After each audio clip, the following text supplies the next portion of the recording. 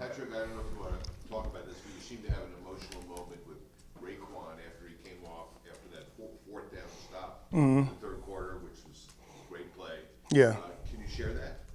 I mean, I think Raekwon, I'm just like really proud of how his play has steadily improved throughout the season. And for him to have the two back-to-back plays, I mean, that where the 3rd and 1, where he did a good job there, and then the 4th down, I was just telling him how, that's the way to step up when we need you the most. And, whether it was emotional or not, I just thought that it was a great play by him. I just wanted to let him know. And, I spent most of my time screaming and yelling, so I wanted to give him some positive feedback there. Patrick, what differently could Nick have done on that pass interference call? I mean, I'm not going to get into that stuff.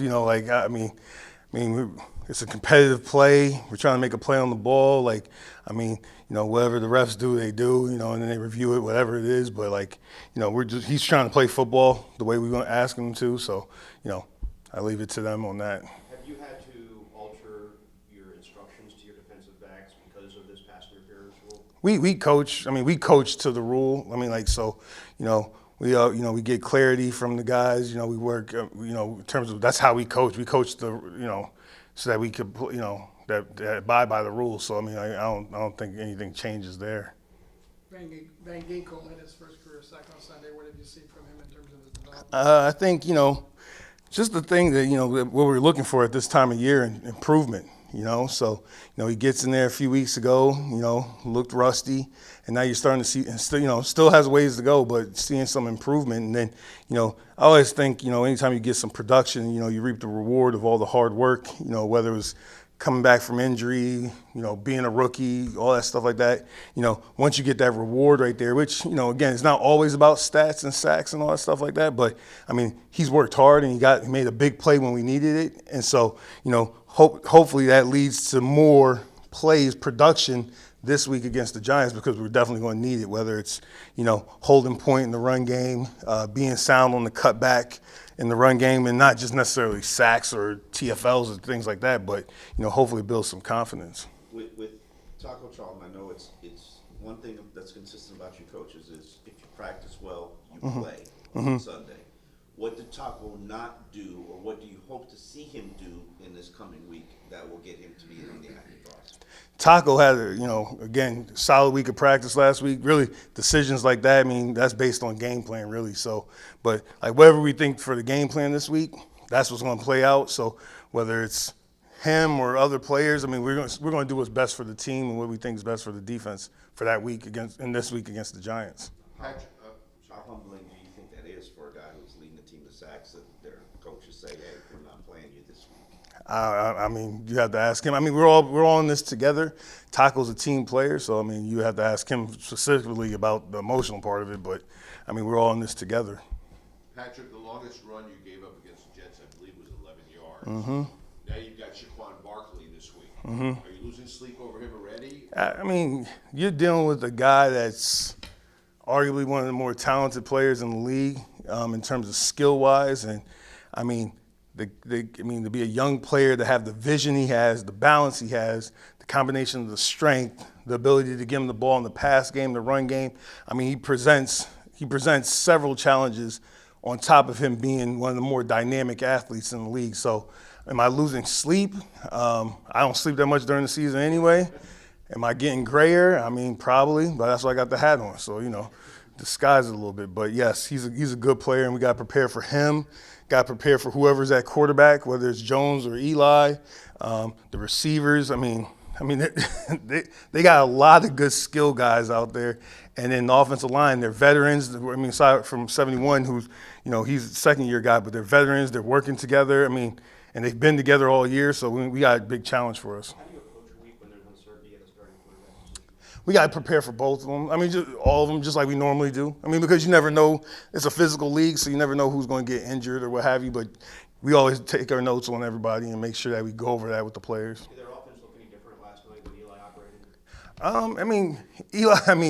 Eli is a vet, so maybe that might, just a little bit more. I don't know, play-wise, how different it looked, but like, Eli is just really comfortable, vet, seen everything, put him in the right play, make the right throw. I mean, like the throw that he threw to that first, what was it, the first touchdown? When it was like 3rd and 16, a little slant or a hitch, he threw it to the outside shoulder to lead him back away from the defender. And that's what, I mean, the small details right there. Like, it wasn't just a throw on 3rd and 16. He threw it to the outside shoulder so the guy could turn, and then he ran away from the defense right there. So, I mean, it was a pretty good play. Did you watch the game live? Yes, while I was working.